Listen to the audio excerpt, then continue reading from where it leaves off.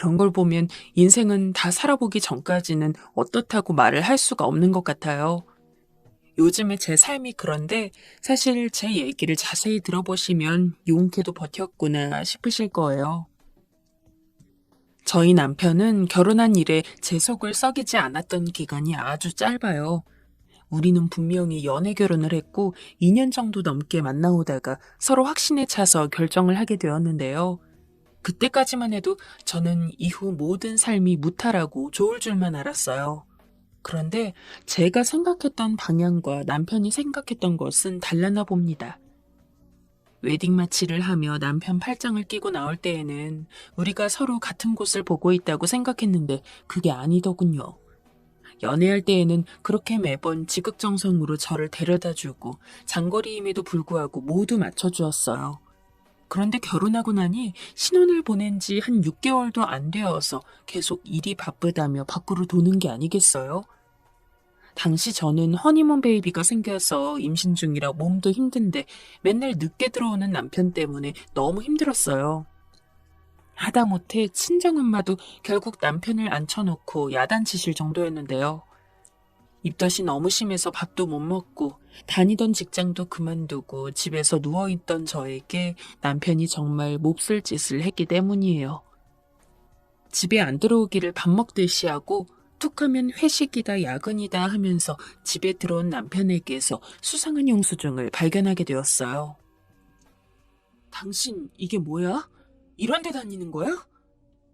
그런데 남편은 정말 얼굴빛 하나도 안 바꾸고 당당하게 대꾸하는 게 아니겠어요? 아, 그냥 일 때문에 간 거야. 일하는 사람 피곤하게 그런 걸로 바가지 좀 긁지 마. 제가 본 영수증은 한눈에 봐도 결혼한 사람이 드나들어서 당당하게 내밀 수 있는 것은 아니었습니다.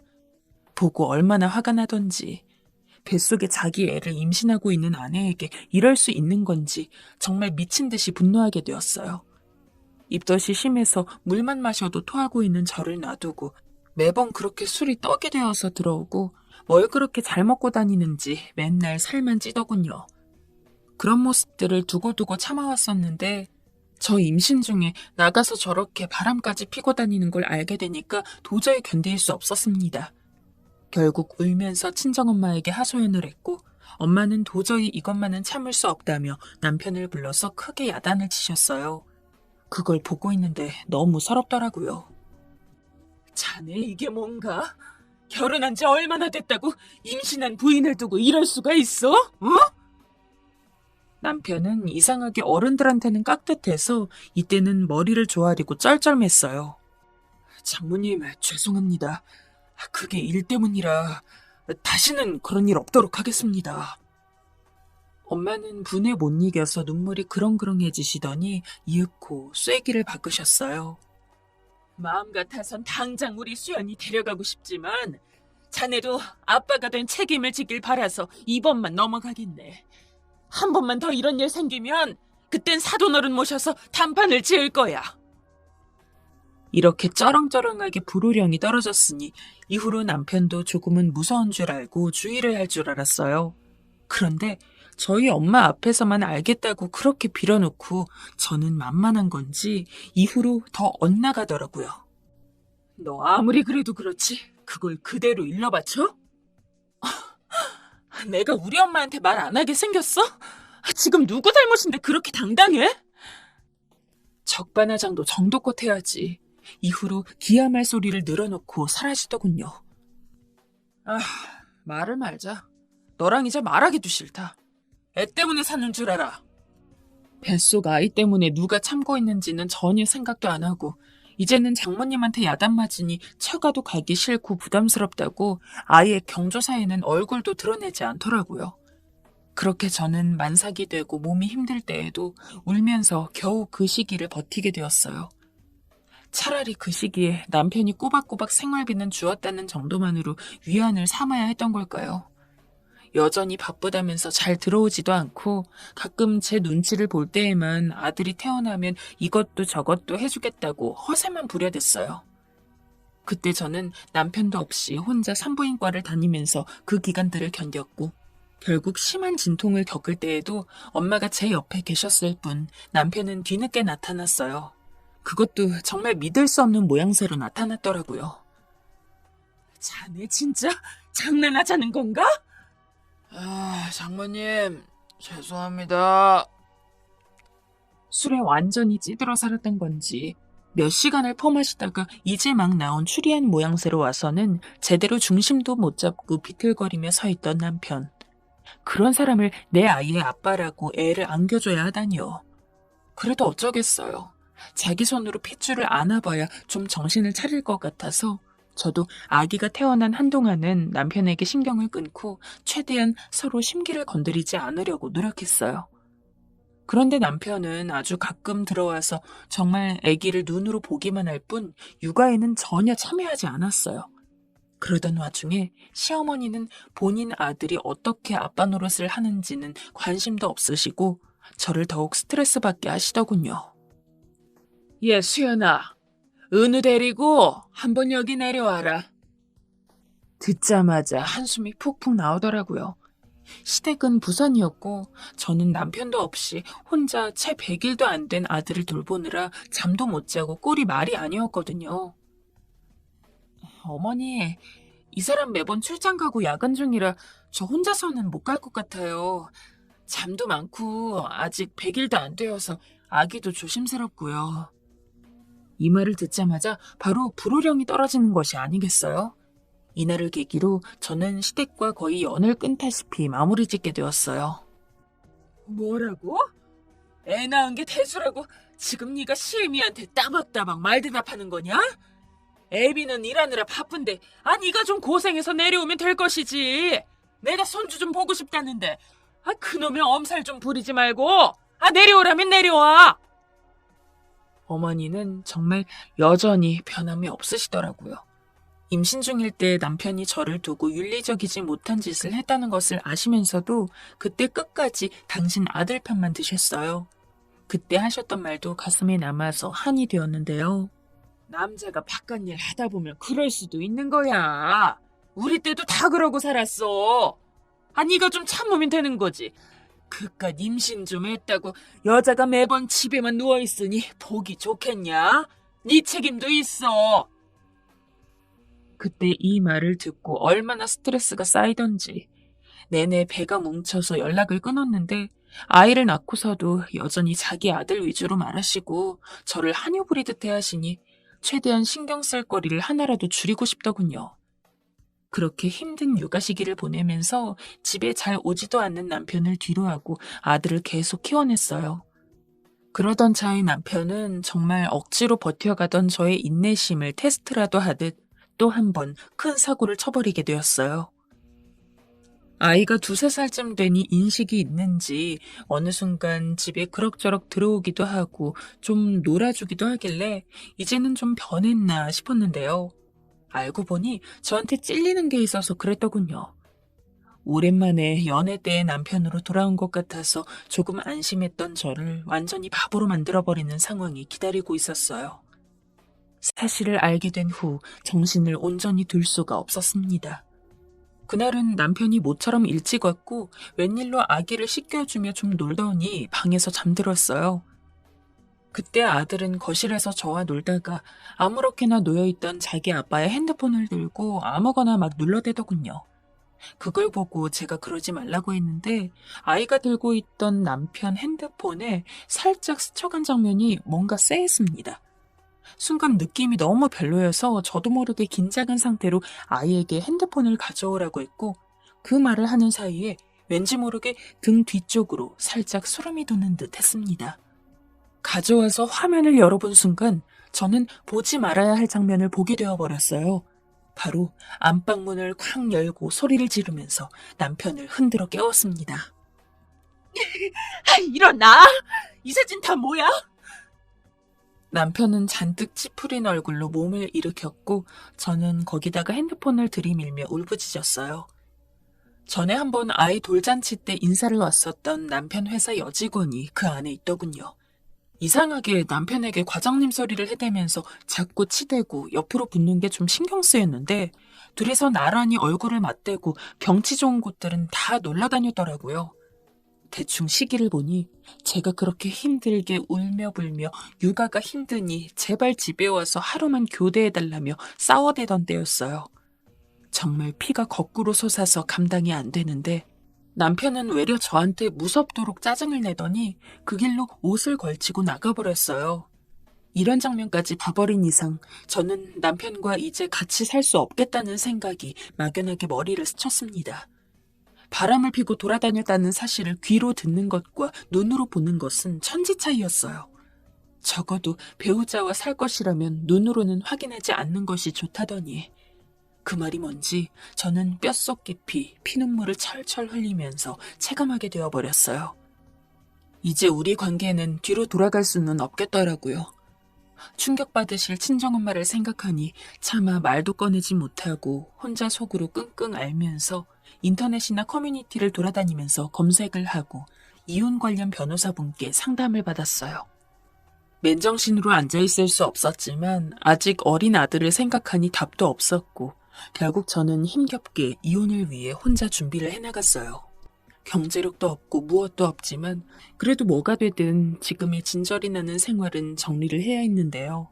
그런데 남편은 정말 저를 괴롭히려고 결혼을 한 것인지 제가 아무리 이혼 관련해서 연락을 해도 일방적으로 무시하고 받지 않더군요.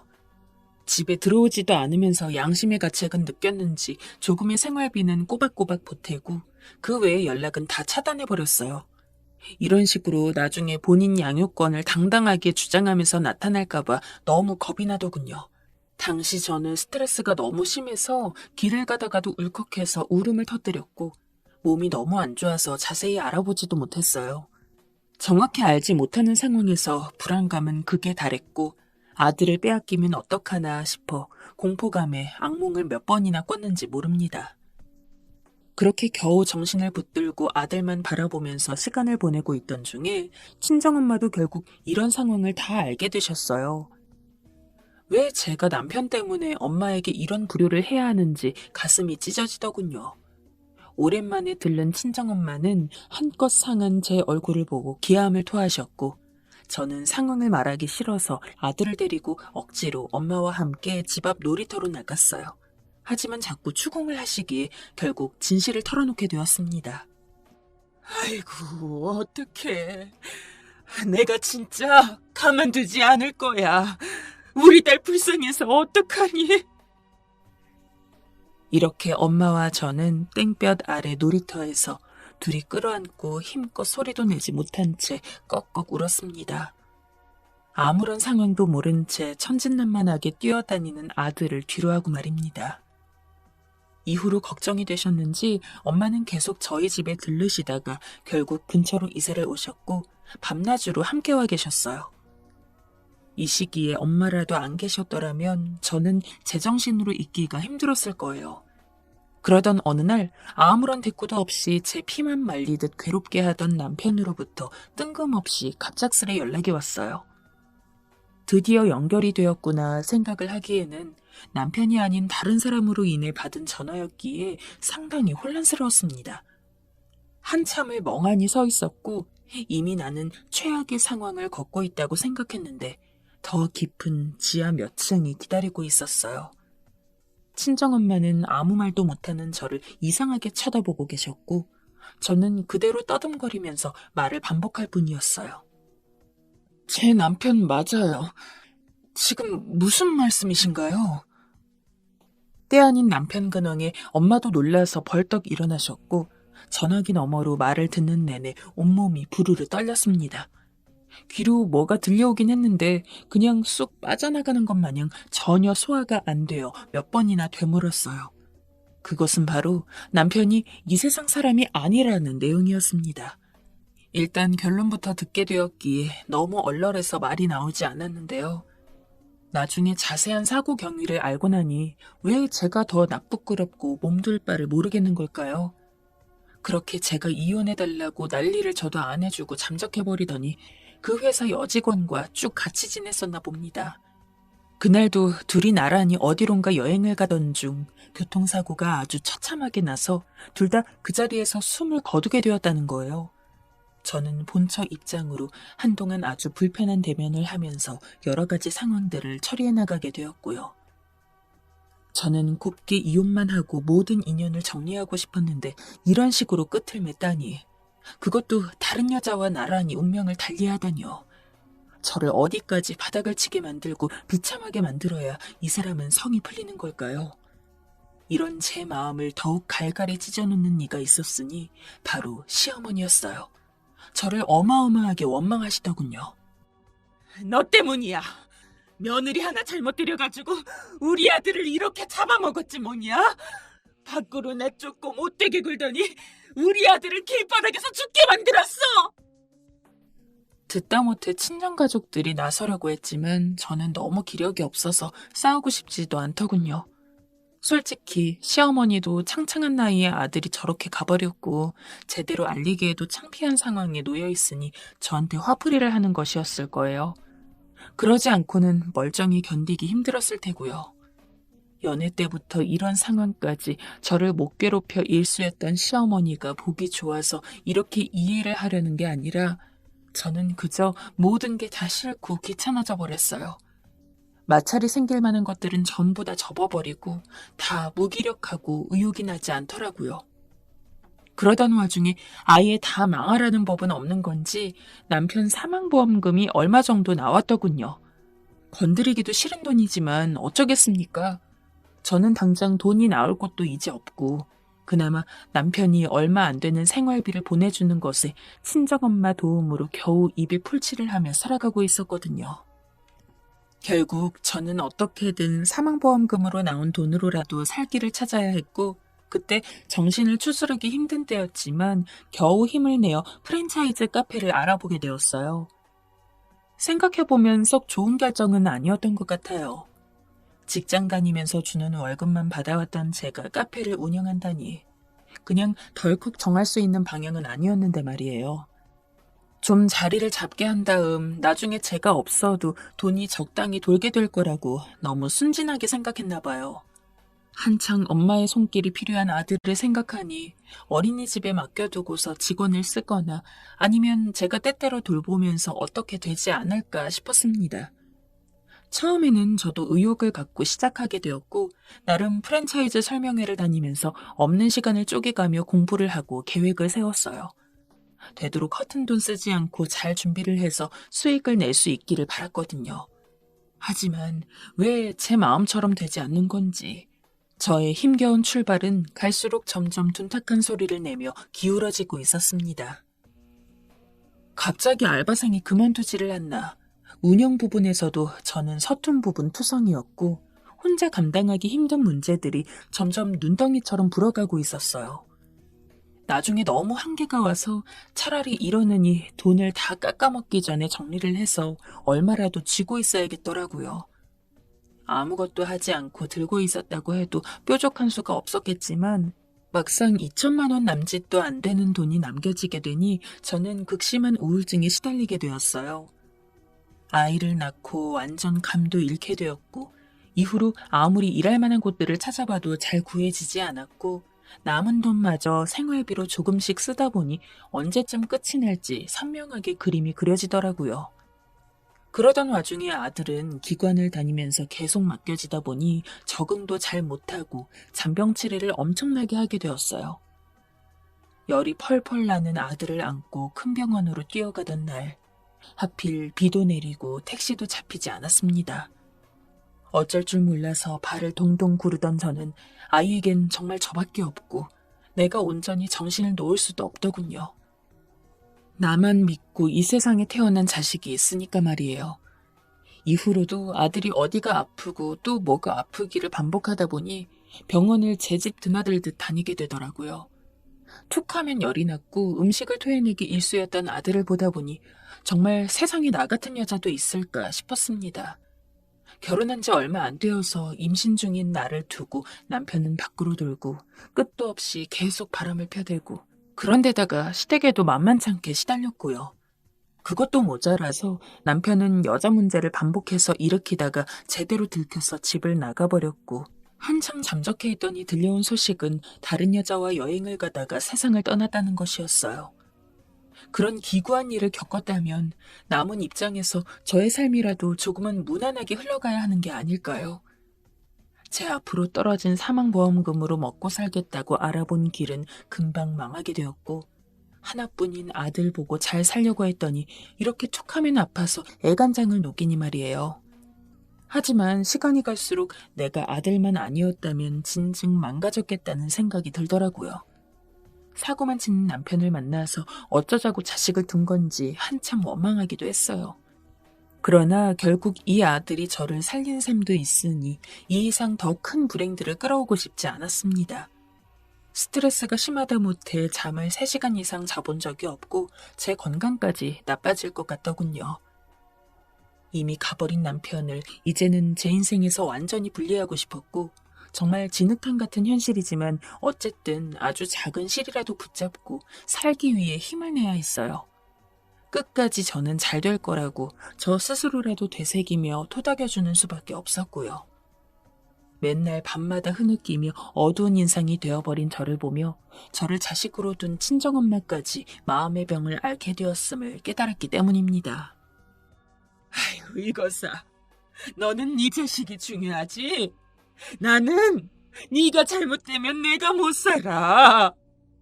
이렇게 울면서 저를 끌어안고 통곡하는 엄마를 보니 내 부모와 내 자식 사이에 샌드위치처럼 껴있는 지금의 입장이 불행한 건지 행복한 건지 잘 모르겠더라고요. 그러나 굳이 고르자면 저는 이제는 행복을 선택하기로 했어요. 그렇게 온몸의 죄를 털어버리고 겨우 힘을 냈고 파트타임 알바를 하면서 조금씩 발을 내디뎠어요. 그러던 어느 날 꿈에 아주 선명하게 그 사람이 나타났습니다. 제가 온전히 마음을 먹고 떨쳐내려고 하고 이제는 분노도 무엇도 느껴지지 않는 남편 말입니다. 그런데 참 이상하더라고요. 전 남편을 그렇게 증오해왔고 만나면 바로 멱살을 붙들고 놔주지 않겠다는 생각만 해왔는데 꿈에서 남편은 연애할 때 마냥 서글서글한 눈으로 웃으며 저를 보고 있었고 저도 그런 남편을 말없이 바라볼 뿐이었어요. 거의 3년여의 시간이 지나서 무뎌진 것이었을까요? 그런데 그 상태로 남편의 기억이 흐려지더니 익숙한 장소가 보이는 것이었어요. 집 안쪽에 있는 아주 작은 다락방이라는 것을 아주 희미하게 체감할 수 있었습니다. 이제는 창고나 마찬가지로 전락해버렸고 문을 열어본 지도 오래되었지만 아들을 임신했었을 때 남편이 가끔 기분 좋을 때마다 그곳을 놀이방으로 꾸미자고 말했었거든요. 술 먹고 들어오는 길마다 갑자기 말도 안 되는 애 장난감을 사서 거기 늘어놓기도 했지만 저는 그때도 감정이 안 좋을 때라 크게 신경 쓰지 않았습니다. 왜 새삼스럽게 그게 나온 건가 싶어서 종일 멍한 상태로 하루를 보내다가 자꾸 잔상이 남는 바람에 오후쯤 다락방을 열어보게 되었어요. 안 들어간 지 오래돼서 전구도 다 나가 있었고 어두웠는데 혹시 몰라 그때 사두었던 장난감이라도 찾아볼까 싶어 살피던 중 뭔가를 발견하게 되었어요. 웬 상자 같은 게 있었는데 그걸 열어본 순간 발끝에서부터 뒤통수까지 아주 빠른 속도로 소름이 쫙 돋았어요. 무려 금덩어리 2개가 그 안에 들어있더군요. 거의 몇 분간을 눈을 껌뻑거리면서 서 있었고 이윽고 정신이 번쩍 들었어요. 보증서도 있었는데 저는 이 모든 상황이 얼떨떨하고 황당해서 금은방에 들고 갔습니다. 자그마치 200돈이 넘었고 현금으로는 5천만 원을 넘겨버리더라고요.